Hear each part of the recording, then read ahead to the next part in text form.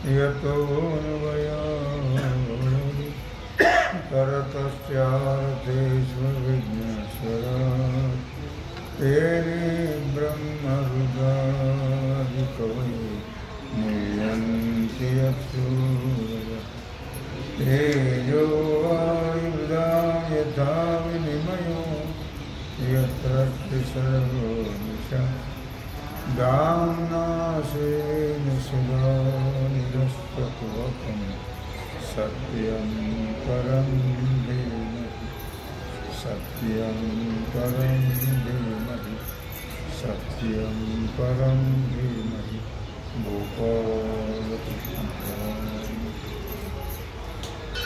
तीर्थजावोनिया भूतद्वेषु सर्वत्र नमन वै नममिति एको ऐसेनि आश्रयो अत्यंतिको लाहसी तू माझा.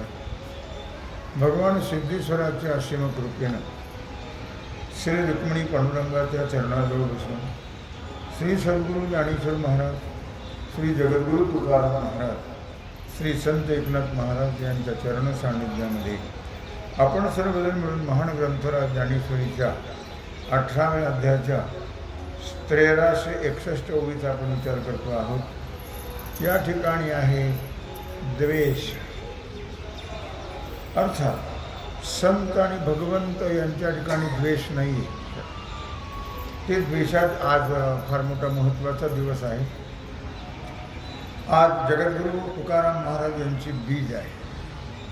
त्याचा अर्थ असा की आज तुकोबारा वैकुंठाला गेले सदेह, आणि त्याला जाऊन वैकुंठाला जाऊन आज 375 वर्ष झाली.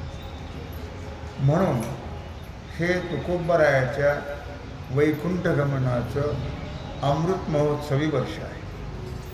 आणि या प्रित्यर्थ या महाराष्ट्रामध्ये खूप मोठमोठे उत्सव चालू आहेत.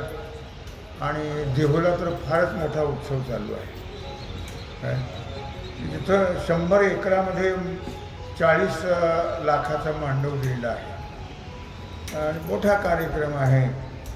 नाशिक जिल्ह्यातून परवा होळीच्या दिवशी मांडी आली होती 5 लाख, आणि आजही खानदेशातून मांडी आली 5 लाख. समाज किती असेल बघा. आणि मी तुम्हाला परवा सांगितलं की 1500 गावातून रोज भाकरी येत आहेत त्यांना. 2.5-3 लाख सकाळी, 2.5-3 लाख संध्याकाळी. आणि तिथं बाकी गोड पदार्थ, एखादा भात आणि आमटी. इंद्रायणी तांदूळ हजारो पोते लोकांनी दिले मावळातल्या इंद्रायणी तांदूळ. आणि त्याचा तो स्वयंपाक केला जातो. लाखो लोक तिथं आहेत. फार मोठा कार्यक्रम आहे. तुकोबारा एक महान विश्वसंत होऊन गेले. तुकोबाराची परंपरा अशी लक्षात ठेवा. तुकोबारा हे कोण आहेत? तुकोबारा हे नामदेवरायाचे अवतार आहेत. चहुयुगाचा भक्त नामा उभा कीर्तनी, पाठीमागे डोळे झाकोणी उभे ते जनी. ही कृतयुगापासूनची परंपरा आहे या अवताराची. कृतयुगामध्ये सांगितलं का मी एखाद्या वेळेस? नाही सांगितलं? काल सांगितलं नाही ना? कृतयुगामध्ये नामदेवराय प्रल्हाद होते. प्रल्हाद आणि जनाबाई पद्मिनी होती.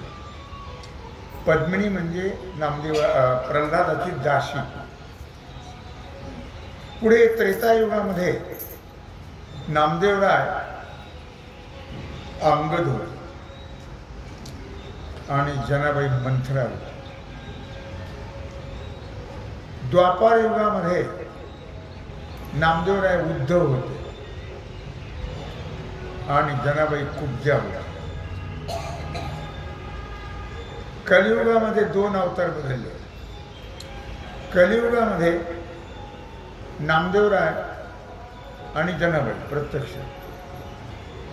पुढे गंमत अशी झाली, एकदा नामदेवराय वाळवंटामध्ये गेले होते. या ठिकाणी शब्द आलेला आहे भूतद्वेष, त्याच्यावर मी सांगतो. नामदेवराय वाळवंटात गेले असताना त्यांनी ऐकलं की वाल्मिकाने शतकोटी रामायण लिहिलं. नामदेवाचं वय त्यावेळेस 80च्या पुढे गेलो होतं. आणि त्याने ऐकल्यावर त्यानेही संकल्प केला की मी शतकोटी अभंग करीन. पांडुरंगाला हे कळाल्यावर पांडुरंग म्हटले, कारण त्यांचा प्रत्यक्ष संवाद जेवण बोलणं होत होतं नामदेवाचं भगवंताची. इतकी भक्ती होती नामदेवाची. त्यांचं नाव नामदेवच होतं. नामाचा देव आणि ज्ञानाचा देव अशा प्रकार आहे. आणि भगवंताने सांगितलं, पण नामदेवा काय वेळ आहे तुझं, आता आयुष्य संपत आलं आणि तू संकल्प केला एवढा मोठा, हे कधी होणार? म्हटले मला काय चिंता आहे त्याची, करता करवणारा कोण आहे? तू आहेस. काय तुला काय करायचं ते करून घे. सर्व भरवसा कोणावर होता? भगवंतावर. पण पुढे नामदेवरायाने 94 कोटी 60 लाख अभंग लिहिले. पण शिल्लक राहिले ना, शतकोटी कुठे झाले? 94 कोटी 60 लाख लिहिले अभंग. आता शिल्लक किती राहिले? 6 कोटी 5 कोटी 40 लाख एवढे शिल्लक नाही. मग त्याच्याकरता सहकार्य केलं. कोणी? 4 मुलं, 4 सुना, जनाबाई, पांडुरंग यांनी अभंग लिहायला सहकार्य केलं. यांचे अभंग आहेत, तरी पण पूर्ण झालेच नाही. मला वाटतं 96 कोटीपर्यंत गेले सगळे. 4 कोटी शिल्लकच आहे. 4 का 4.5 कोटी शिल्लक राहिले अभंग. पुढे आता संपलं आयुष्य नामदेवाचं. नामदेवानी समाधी घेतली. सगळ्या कुटुंबाने 14 लोकांनी तिथे पायरीजवळ 14 लोकांच्या जिवंत समाधी आहेत. त्या तिथं प्रेत पुरलेली नाही आहेत, लक्षात ठेवा. काय ती नामदेवाची पायरी आपण म्हणतो की नाही, त्या ठिकाणी 14 कुटुंबातले लोक आहेत. त्या 14 लोकांच्या तिथे समाधी आहे, जिवंत समाधी आहे. त्याला संजीवन समाधी म्हणतात. मग आता पुढे राहिलंच की अभंग शिल्लक 4 कोटी. मग त्या 4 कोटी अभंगाकरता जगद्गुरु तुका अवतार नाम याचा काय संप्रदाय सर्वांचा तेथून या. मग नामदेवाच्या तुकोबराच्या रूपाने नामदेवरायाने अवतार घेतला. नामदेवाचाच अवतार तुकोबरायाचा. आणि उरले ते शेवटी लावी तुका. मग उरलेले 4 कोटी अभंग, 4 का 4.5 असे काही आहे. काही लोक 4 म्हणतात, कोणी 4.5 म्हणतात. एवढे अभंग तुकोबरायाने सांगितले आणि जगनाडे महाराजांनी लिहिले. जगनाडे महाराज काय? जगनाडे महाराज आणि तुकोबराय. जगनाडे महाराज तुकोबरायाचा अंतरात्माच एवढं त्यांचं भावना प्रेम. आणि त्यांनी जसं ज्ञानेश्वरी कुणी लिहिली? सच्चिदानंद बाबांनी.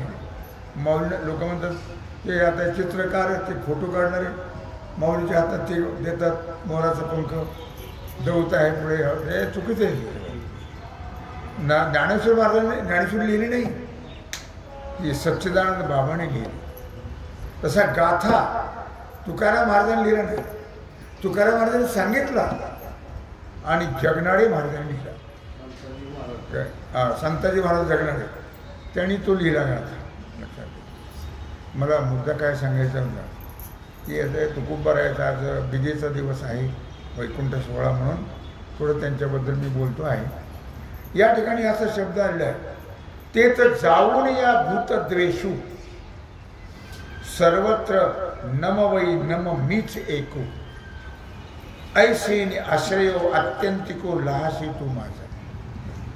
द्वेष, द्वेष हा प्रकार संताकडे नाही. अद्वेष्टा, संत हे अद्वेष्टा होता, द्वेष्टा नाही. काय सर्व प्राणी मात्रांच्या ठिकाणी त्यांचं प्रेम होतं. कोणाचाही त्यांना जरी त्रास दिला लोकांनी तरी त्यांनी कोणाचाही द्वेष केला नाही.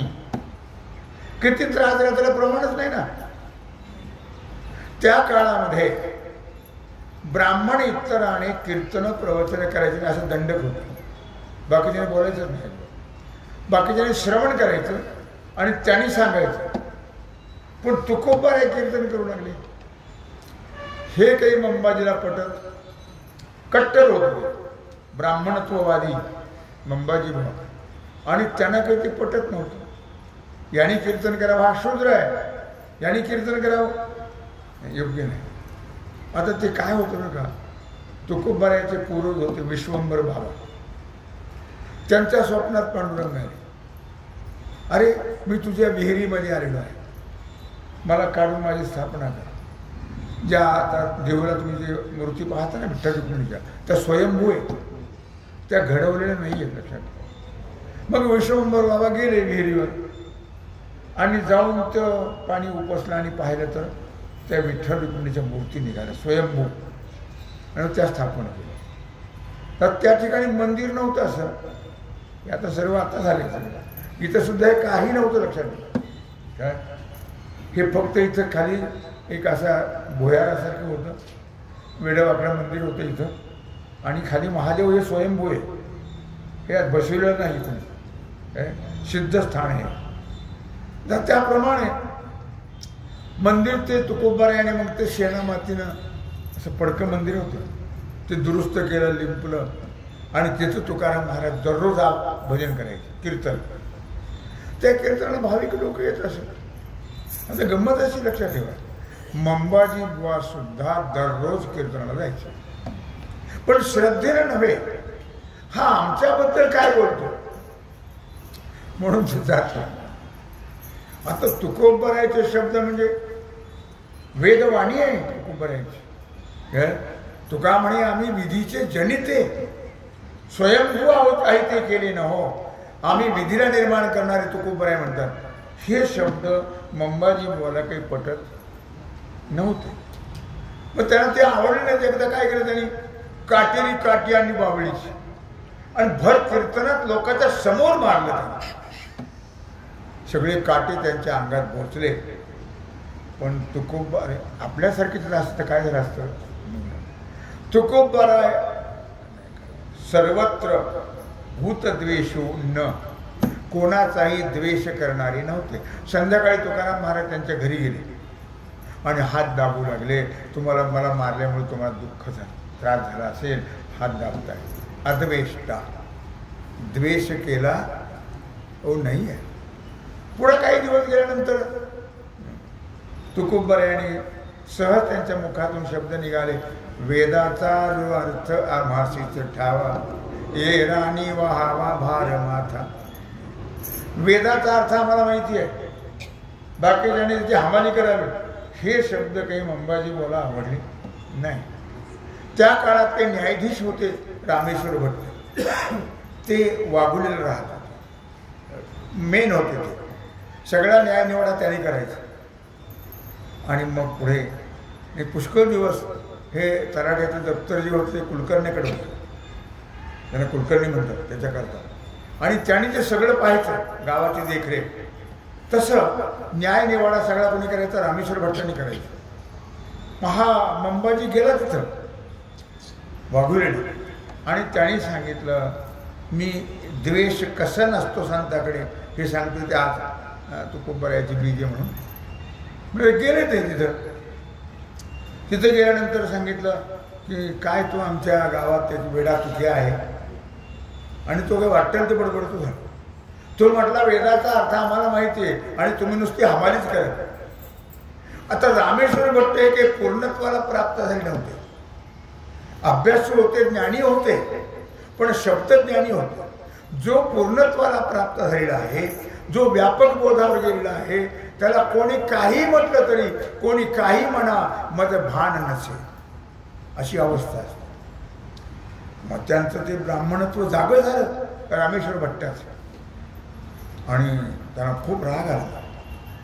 आले ते देहूला आल्यानंतर, जेवढं होईल माझ्या वेळेत तेवढं सांगतो. देहूला आल्यानंतर तुकोबरायला बोलून घेतलं आणि इतकी निर्भत्सना केली तुकाराम महाराजांची की बोलायचं काम आहे. हे काय तुला कोणी सांगितलं लिहायला? तर म्हणले मी माझ्या मनाने लिहित नाही, मला पांडुरंग सांगितलं. आपुलिया बळे नाही मी बोलत सखा भगवंत वाचा त्याची साळुंकी मंजुळ बोलत श्री वाणी बोलविता धनी वेगळाची. वारे वा, तुझ्या मुखातून पांडुरंग बोलतो म्हणे, अजून काय दिवे लावलेस? आता सत्य बोलणार तुकाराम महाराज. म्हणजे मी वह्या लिहिल्या, कवित्व केले, आणल्या त्या वह्या, सगळ्या त्या वह्या आणि त्यांच्या पुढं मांडल्या. त्याने ते पाहिल्या,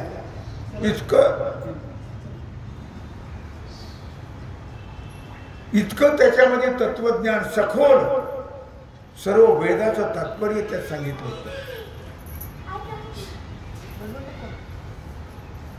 म्हणून गाथ्याला पंचम वेद म्हटलेला आहे. तुकाराम महाराजांच्या गाथ्याला तुकाराम रामेश्वर भट्टाने जे पाहिलं, अरे हो काय विद्वान या, पण आपल्यापेक्षा विद्वान कोणी नको आहे. त्याला फार द्वेष निर्माण झाला तुकाराम महाराजांबद्दल. आणि मग सांगितलंय या वह्या याचं गाठोडं बांध, ठीक आहे महाराज, याला दगड बांध, ठीक आहे महाराज, आणि इंद्रायणी बोलून ठेव. तुकोबर आहे त्याचं गाठोडं बांधलं त्या वह्यांचं, अभंगाचं, त्या दगड बांधलं आणि इंद्रायणीत बुडून दिलं. तुकाराम महाराजांना खूप दुःख झालं. आणि त्या इंद्रायणीच्या काठावर सगळं कुटुंब, गावातले भाविक लोक सगळे तिथं निर्याण मांडलं, अन्न नाही, पाणी नाही, आणि भजन करत बसले. 13 दिवस गेले. 13 दिवस निर्याण, अन्न पाणी नाही. मग भगवान प्रगट झाले. त्याला बालवेश घेऊन श्रीहरी भेटला. बालवेशामध्ये पांडुरंग प्रगट झाले आणि त्या रामेश्वर भट्ट वर्णन करतायत, लक्षात ठेवा. नंतर त्यांना प्रतीती आल्यावर काय, तुकाराम तुकाराम नाम घेता कापेयम धन्य तुकोबा समर्थ. रामेश्वर म्हणतायत मंबाजीला कधीच वाटलं नाही त्याबद्दल, मंबाजीने जन्मभर द्वेष केला, पण रामेश्वर भट्ट पुढे त्यांचे शिष्य बनले. कसे मी तुम्हाला सांगतो काय. आणि त्यांनी म्हटले तुकाराम तुकाराम नाम घेता कापेयम धन्य तुकोबा समर्थ, ज्याने केला हा पुरुषार्थ. जळी दगडासहित वह्या तारियेल्या दैशा लाया, म्हणे रामेश्वर भट्ट द्विजा तुका विष्णू नाही दुजा. असे रामेश्वर अभंग आहे. मग त्या वह्या तरल्या, वरती आल्या, त्या वह्या कोरड्या निघाल्या सगळ्या 13 दिवसात. आणि मग अशा प्रकारे त्या वह्या घेतल्या. सगळ्या लोकांना आनंद झाला, तुकोबरायला आनंद झाला, कुटुंबाला आनंद झाला. तिथून भजन दिंडी मिरवणूक काढली सगळ्या देहूमधून काय त्या वह्यांची. आता इकडे काय झालं, इकडे रामेश्वर भट्ट त्यांना असं त्यांनी बुडवायला सांगितलं म्हणून ते गेले. आता गेल्यानंतर ते कसे गेले मला माहीत नाही. कोणी म्हणतं वड्यावर गेले, कोणी म्हणतं पायी गेले. पुढे शिवाजीनगरला एक मशीद आहे, तिथं गुलाळी म्हणून एक स्थान आहे, आणि तिथं अनगड शहाची आजही मशीद आहे तिथं शिवाजीनगरला. आणि तिथे एक बारव आहे. याला काही कल्पना नाही ना रामेश्वर भट्टांना. त्यांना म्हटलं बा आपण घरी जायचं, तोपर्यंत उशीर होईल, मग आपलं अन्नेक उरकायचं, मग ते लांबल्या जाईल, जेवायला उशीर होईल, मग इथं आपण स्नान करूया आणि पाठांतर आपण म्हणत जाऊया. असा विचार करून त्या बारवेमध्ये उडी टाकली. कोणी? रामेश्वर भट्टाने. रणगडशाह हा सामान्य नव्हता, तो मोठा अवलिया होता, लक्षात ठेवा, अधिकारी पुरुष होता. तर तो आवाज ऐकला पोहण्याचा, ते आले आणि पाहिलं त्याने, अरे दाढीची शेंडीची गाठ पडली ना. शाप दिला अनगडशहानी, डुबते रहो. ठीक आहे, तुमचा आमचा शाप नव्हता, लक्षात ठेवा. तुम्ही आपण किती शिव्या द्या, धूळ सुद्धा अंगावरती झडत नाही. म्हणून कोणाला शिव्या शाप द्यायचा, फुकट पाप होतं, घेण्याच. त्यांचे कर्म ते भोगत राहतात. आपण कोणाला वाईट म्हणायचं नाही, कोणाचं वाईट करायचं नाही, कोणाला शिव्या शाप अजिबात द्यायचा नाही, देवाचं नामस्मरण करायचं. शाप दिला त्याने, महात्मा होता तो. मग या रामेश्वर बाहेर आले की इतका अंगाचा दाह व्हायचा, निखारे बांधल्यासारखं. पाण्यात बुडी मारली की बरं वाटायचं. आता किती वेळ पाण्यात राहणार हो, या मेंढकुळी थोडीच. शेवटी आले मारत. आता काय करा. मग त्यांच्या आश्रमात गेले, घरी त्यांच्या. तिथं शिष्य लोक होते. त्यांनी गोधड्या चादरी पाण्यात भिजवल्या, त्यांच्या अंगाला लिपटल्या सगळ्या. तरी तो दाह काही शांत होईना. आता कुठे जावं. आपल्या जातीचे ज्ञानेश्वर महाराज आहेत. संताने जात, मी काल सांगितलं मला, संताने जात घालवली आणि पोट भरून जात वाढवली. आणि जाती जातीमध्ये भांडणं आजची परिस्थिती आहे. ही बाकीचे कोण लोक आहेत, काय लोक, मी तुम्हाला सांगत नाही, तुम्हाला माहिती आहे सगळं. कोण जाती जातीला भेद लावतं, कोण भांडणं लावतं, मजा बघतात, पोटं भरतात. काय पण संतांनी जात घालवली. कृपाळ उदार माझा ज्ञानेश्वर, तया नमस्कार वारंवार, न पाहे याती कुलाचा विचार. काय भक्त करुणाकर ज्ञानाबाई संत महात्मी. तुम्हाला काल सांगितलं होतं की पहिलं आलिंगन ज्ञानेश्वर महाराजांनी चोखोबाला दिलं. दुसरं आलिंगन सेना महाराज, गोरोबा काका. भेद नाहीच आहे त्यांच्या. हे सगळे एकच परमेश्वराचे अवतार आहेत. संतामध्ये आणि भगवंतामध्ये भेद नाही, मी काल सांगितलं तुम्हाला. आणि मग अशा प्रकारे काय सांगितलं तुम्ही, काय सांगितलं. आपल्या जातीचे ज्ञानेश्वर महाराज आहेत, त्यांच्याकडे जाऊया. गेले तिथं. आता यांना भेद होता, ज्ञानेश्वर महाराजांना भेद नव्हता. त्यांनी दृष्टांतला, रामेश्वरा सध्या कोर्ट देऊळ आहे, इथं थांबून उपयोग होणार नाही, देऊळला जा. तर ज्ञानेश्वर महाराज म्हटल्यानंतर जावं लागलं त्यांना. गेले ते देऊळला. तो दाह होतोच आहे, भयंकर त्रास होतो आहे. तिथं गेल्यानंतर तुकोबारायला लोटांगण घातलं आणि चरणस्पर्श केल्याबरोबर दाह शांत झाला. आणि त्यांच्या कानावर आलं की वह्या बुडवलेल्या कोरड्या, प्रत्यक्ष पांडुरंगाने कोरड्या काढल्या, हेही लक्षात आल्यानंतर मग रामेश्वर भट्ट तुकोबारायला शरण गेले. त्यांचं शिष्यत्व पत्करलं आणि त्यांची आरती केली. तुकिता तुलनीशी ब्रह्म तुकाशी आले, म्हणून रामेश्वरे चरणी मस्तक ठेविले, आरती तुकाराम. मी आता म्हटलो अभंग तुकाराम तुकाराम, तोही त्यांचाच आहे. सुंदर अभंग तुकाराम महाराजावरती रामेश्वर भट्टाने लिहिले. त्यांचं शिष्यत्व पत्करलं आणि टाळकरी बनले. 14 टाळकरी होते तुकाराम महाराजांचे. त्यापैकी हे 3 मुख्य ब्राह्मण, एक गंगाराम मवाळ, निळोबा राय आणि रामेश्वर भट्ट. आता हे इथपर्यंत आपण आलो नाही का. आता ही गोष्ट कळाली अनगड शहर. अरे म्हणे रामेश्वराचा दाह शांत झाला, कोण आहे असा अवलिया. म्हणले इकडे तर कोणी दिसत नाही बा. तुकाराम महाराजांची काही जाहिरात पेपरला नव्हतं, टीव्हीला नाही, कुठंच नव्हतं, कोणाला माहीतच नाही. त्यांना वाटलं म्हणून चिंचवडला मोरिया गोसाई होते, गणपतीचे उपासक, त्यांना सिद्धी प्राप्त होती. त्यांना वाटलं कदाचित यांनी केलं असेल, मग तिथे गेले ते. आणि एक आलुमींचा एवढा कटोरा होता त्यांचा, आणि आणून ठेवली, साई का कटोरा भर दे. मग त्यांनी सुभर दाणे टाकले, ते खालीच बसले. 2 पायले टाकले खाली, 4 पायले टाकले खाली, कोतोवर टाकले, बुडालाच. मग सिद्धी टाकली, तीही बुडाला. अनगडच्याने विचार केला याचं काम नाही आहे, और कोई साधू आहे या. तो म्हणले साधू आहे पण समाधिस्थ आहेत ज्ञानेश्वर महाराज. और कोई है तो हमने सुना है देहू में तुकोबार आहे. तुकाराम महाराज हो गेले अनगड शहरात. ते गेले सकाळी सकाळी गेले. महाराज भंडारी डोंगरावर भजनाला गेले होते. आणि भागीरथी दारात खेळत होती, छोटी होती ती, आणि जिजाबाई जळत होत्या. साई का कटोरा भर द्या. आता संस्कार असतात. भागीरथी पळाली, घरात गेली आणि त्या जात्याच्या पाळूचं पीठ घेतलं, ते उडले हात, ते घेतलं. जिजाबाई बाला कुठे झाले का? म्हणले बाबाजी आले, ते भिक्षा मागताय. बापही उदार आणि बापाचे लेखही उदार. मारला फटका, ते सगळं गळूनच गेलं. थोडं राहिलं एवढं पीठ, ते तसेच गेली घेऊन आणि त्या कटोऱ्यात टाकलं. जो कटोरा पोत्याने धान्य टाकून भरला नाही, सिद्धी टाकून भरला नाही, तो चिमटभर पीठ टाकल्यावर तो उपरंडून खाली पडलं. पीठ उपरंडून खाली पडलं.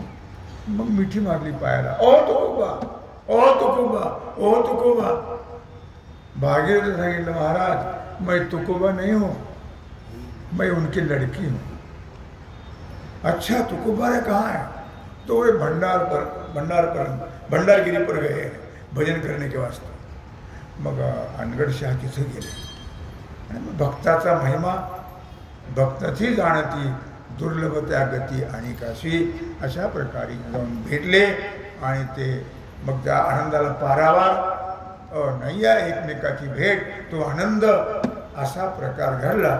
पण तुकोबरायांनी कधीही रामेश्वर भट्टाचा द्वेष केला नाही.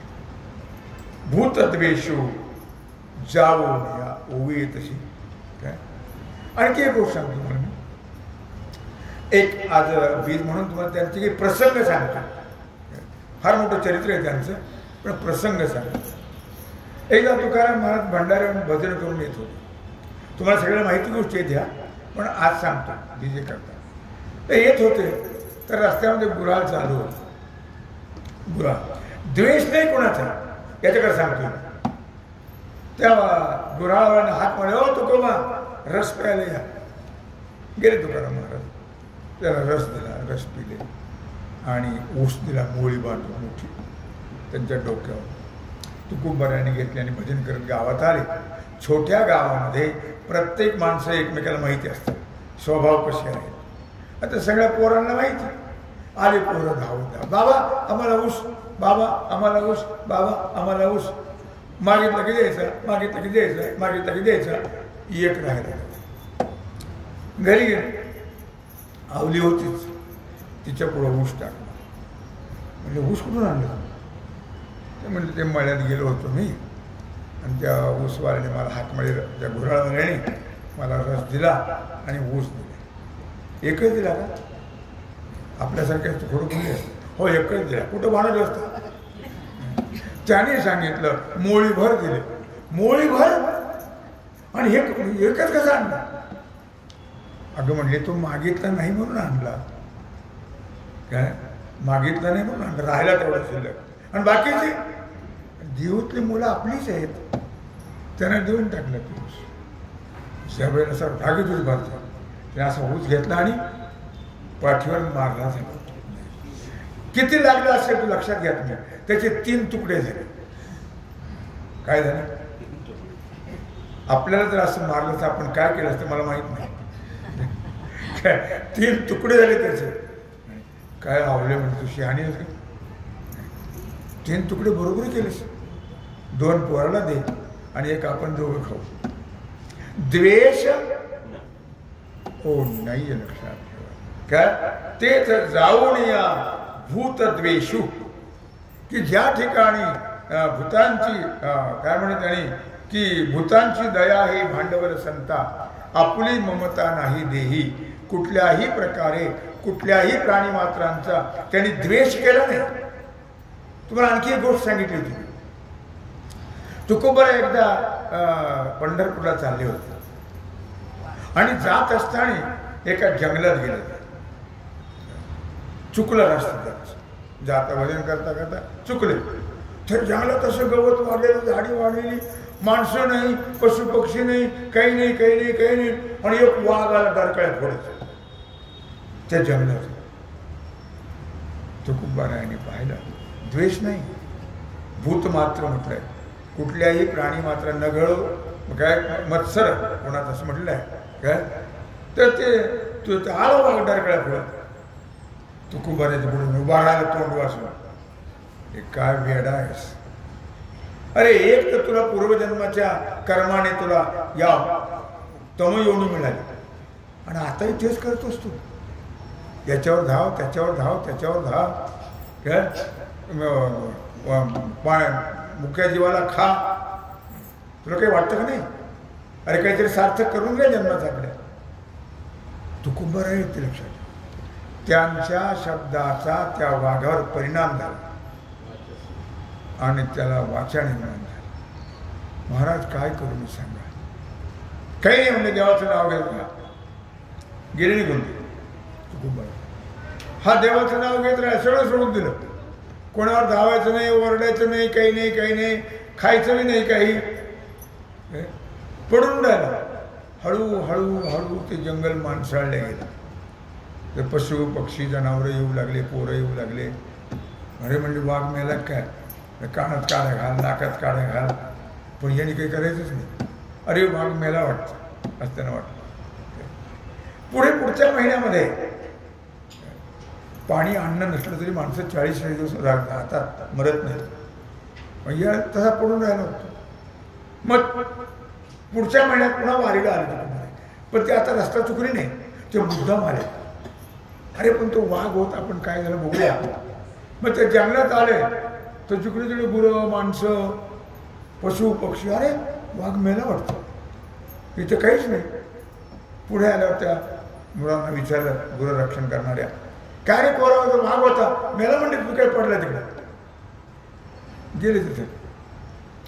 तर त्यांनी पाहिले डोळे बोलून तू बरं आहे तुझी ही अवस्था तुमचा उपदेश तो वाघ काय म्हणला तुमचा उपदेश फळाला आला. अरे वेळ असं म्हणतोय मी तुला आपल्या संरक्षणापुरतं तरी थोडंसं करावं काहीतरी आणि तू कुठे पडून राहिलंस आणि खाणं पिणं सोडलं. पाणी पीत जा वनातली फळं कंदमुळं खात जा आणि नामस्मरण करत जा आणि कुणी तुला त्रास देऊ नये म्हणून निदान घोळ तरी करत जा ना. तुकुबाराने त्याला सांगितलं. तुकुबारा निघून गेले.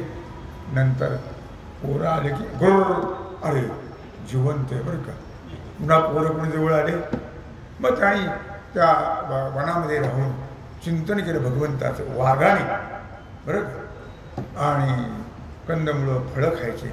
बऱ्याच दिवस तो बरेच वर्ष राहिला. तो पुढे त्याचं देहावसान झालं त्या वाघाचं आणि सगळ्या लोकांना माहिती होतं त्या वाघाचं महत्त्व. दर्शन लोक येत असत त्या वाघाच्या गावोगावचे. पुढे त्याचा देह पडला आहे बघा कुठेतरी लक्षात नाही आता ते ठिकाण लोक सांगतात आहे. मग त्या तिथल्या गावातल्या लोकांनी त्या वाघाच्या देहाला समाधी दिली आणि त्याच्यावरती मंदिर बांधलं आणि महादेवाची स्थापना केली आणि त्या महादेवाचं नाव व्याघ्रेश्वर ठेवलं. आज सकाळी मी प्रवचनात कीर्तनातून सांगितलं विजेच्या कीर्तनातून किंवा अशा प्रकारे एक व्याघ्रेश्वर एका बाई म्हटलं आहे व्याघ्रेश्वराचं मंदिर आहे पंढरपूरला तरी कुठेतरी आहे म्हटलं ते आम्ही पाहिले ते. तर ते व्याघ्रेश्वराचं मंदिर या वाघाचं असा तो वाघ. पण तुकुब्बर आहे आणि कधीही कोणाचा मुख्य प्राणी असो वाघ असो नाही तर कोणी असो कोणाचाही द्वेष केला तो नाही लक्षात. उलट सर्व जगाला उपदेश केला आणि 42व्या वर्षी प्रयाणकाळी देवे विमान पाठविले. कलीच्या काळा माझी अद्भुत वर्तविले. मानव देह घेऊनी निजधामा गेले. जय देव जय देव जय स्वामी तुकया दातारा. तारक तो सकळांचा जीवलग सोयरा. आणि पुढे तुकाराम महाराज जगाला उपदेश करून वयाच्या 42व्या वर्षी नामदेवराय वयाच्या 86 वर्ष 86 वर्ष राहिले नामदेवराय काय. आमचे जोग महाराज 51व्या वर्षी गेले. 51 वर्ष. मामासाहेब 72व्या वर्षी गेले. रंगनाथ गुरुजी 90व्या वर्षी गेले काय. आणि ज्ञानोबाराय 22व्या वर्षी गेले. त्यांनी समाधी घेतली. निवृत्तीनाथ सोपण काका मुक्ताई त्या पिरियडमध्ये 22-23 या दरम्यान त्यांनी समाधी घेतली आणि तुकोबारायांनी वयाच्या 42व्या वर्षी वैकुंठ गमन केलं. नंतर तुकोबाराय जेव्हा वैकुंठाला गेले तेव्हा 3 वेळेस पुन्हा वेळ संपलेली आहे. तेव्हा अशा प्रकारे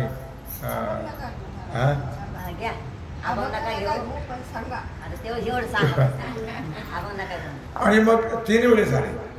तर 3 वेळेस कळते. एकदा काय झालं, जगनाडे महाराज आणि महाराज तुकोबाराय बसले होते. बहुत खूप त्यांचं प्रेम होतं, खूप मोठे भक्त होते, संतांचे जगणारे. सांगितलं, महाराज तुमच्या आधी मला मरण यावं आणि तुम्ही माझ्यावर 2 मोठी माती टाकावी अशी माझी इच्छा आहे. पण काय ना, विधीचा काही सांगता येत नाही. तुकोबाराय अगोदर गेले आणि नंतर जगनाडे महाराज नंतर गेले. मग त्यांच्या रीतिरिवाजाप्रमाणे त्यांना पुरलं त्यांचा देह. पण ते किती जरी पुरला ना एवढं वरच व्हायचं. किती माती टाका एवढं वरच. मग शेवटी पोरं राखण बसले. त्यांची जी मुलं होती ते राखण बसले आणि मध्यरात्री तुकाराम महाराज आले आणि त्यांच्यावर मुलांनी पाहिलं ते सगळं. 2 मोठी माती टाकली आणि मग ते गायब झाले. आणखी दुसऱ्यांदा ज्यावेळी निळोबाराय त्यांना महाराजांनी सांगितलं होतं की मी तुला उपदेश देईन आणि ते अगोदरच गेले उपदेश द्यायचे. ते गेले काशी यात्रेला निळोबाराय आणि तुकाराम महाराज वैकुंठाला गेले. मग निळोबाराय आले त्या ठिकाणी. त्यांना कळलं की तुकोबाराय वैकुंठाला गेले. मला उपदेश दिल्याशिवाय शक्यच नाही. मग ज्या ठिकाणावर महाराज गेले त्या ठिकाणी जाऊन निळोबाराय बसले. अन्न पाणी सोडून भजन करत बसले. तुकोबारायला देव किती दिवसात भेटले? किती दिवसात? किती दिवसात भेटले? 13 दिवसामध्ये भेटले. आणि निळोबारायाला संत भेटण्याकरता 33-39 आणि 3-42 दिवस बसावं लागलं निळोबाराय. आणि मग तुकोबाराय आले आणि निळोबारायला अनुग्रह दिला. अगोदर भगवान आले. ए निळोबा डोळे पण मी आलोय. तू कोण? म्हणले मी भगवान आहे. तुझं लागे येथे बोलाविले कोणी प्रार्थीला वाचोनी आला शिका. तुला बोलावलं नाही मी. मला काही संकट नाही पडलं प्रल्हादासारखं. तू कशाला आलास? मी तुला पाहणार सुद्धा नाही. गेले परत. आणि मग सांगितलं तुकोबा तुम्हालाच जावं लागेल. निळोबाराय मला सुद्धा तू निळा म्हणे आम्ही ओळखोची देवा. आम्ही देवाला ओळखत नाही. मग तुकोबाराय आले आणि तुकोबारायाने अनुग्रह दिला. 2दा झालं. 3री वेळ ज्यावेळी भागीरथीला कळालं, भागीरथी त्यांची मुलगी, की बाबा वैकुंठाला गेले. भागीरथीने खूप धावा केला. भागीरथी करी धावा बाबा गेले कोण्या गावा. काय भागीरथी धावा करत राहिली आणि अन्न पाणी सोडून दिलं आणि तिच्याकरता तुकोबाराय 3ऱ्यांदा वैकुंठावरून आले. भागीरथी वेडी आहेस का? मग बाबा म्हणले मला काय सांगितलं तुम्ही? मला सांगता तुम्ही गेलात ना म्हणून मी बसले. मग सगळं अन्न पाणी सोडून. ठीक आहे बाबा आलात, बरं झालं मला भेटलात. काय पण मला जावं लागेल. पण जेवण करून जा ना बाबा. माझ्या हातच्या शेवाया खाऊन जा. शेवाया तयार केल्या. दूध कुठे? दूध आहे का? दूध नाही बा. मग तिथं एलेवाडी आहे. एलेवाडी देवजवळ पलीकडच्या बाजूला इंद्रायणीच्या जिथे एलेश्वराचं मंदिर आहे आणि त्यांच्या पुढे एक नंदी आहे दगडाचं. आपलं तुकोबाराय म्हणले भांडं आण. ते भांडं घेतलं आणि त्या एलेश्वराच्या पुढे असणारा नंदी, त्या नंदीचं दूध काढलं आणि त्या दुधावर शेवाया खाल्ल्या आणि तुकोबारायाने बोलले. अशा प्रकारे तुकोबाराय वैकुंठ गमन आजचा दिवस आहे, फार अत्यंत महत्त्वाचा आहे. तुकोबाराय 3 वेळेस कसे आले वगैरे असे संत महात्मे जे असतात त्याला कुठल्याही प्रकारचा कोणाचा द्वेष ते करत. अद्वेष्टा सर्वभूतानां मैत्र करुण एवच निर्ममो निराहार पुष्कळ गोष्टी आहेत. आपली वेळ संपलेली आहे. निर्मम निरहंकार काय समदुःख सुखक्षमी अशा प्रकारे संत महात्मे असतात. आज विजेमुळं थोडं तुमच्या पुढं सांगितलं तेव्हा झालेली सेवा भगवत चरणी समर्पित करून राहिला जो सेवेचा भाग आहे तो आपण पूजा करू. कुंडलिक वरदा.